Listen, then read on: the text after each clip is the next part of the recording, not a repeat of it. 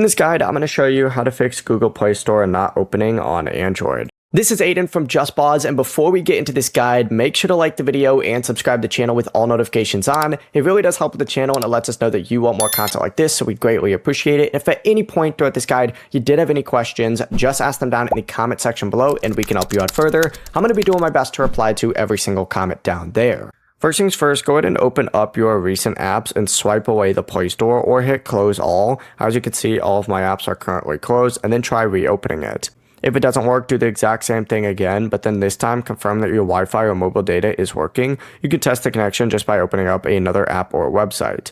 From here, if it's still not working, go ahead and open up your settings, scroll down, and what you're looking for is this general management settings or the system settings. Open that up, select date and time, and make sure that you have automatic date and time turned on or correct it manually.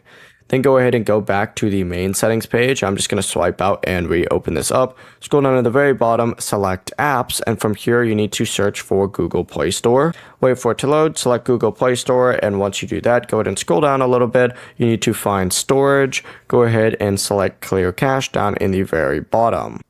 If it's still not working, return to this main screen, select these three dots and hit uninstall updates, and then you need to go ahead and just delete the app and reinstall it. And just finally, if it's still not working, free up any storage space in your phone if it's nearly full, and sign out of your Google account and then sign back in. Before you do leave, make sure to like the video and subscribe to the channel with all notifications on. It really does help with the channel, and it lets us know that you want more content like this. We'd greatly appreciate it. And if at any point throughout this guide you did have any questions, just ask them down in the comment section below, and we can help you out further. I'm going to be doing my best to reply to every single comment down there. Peace.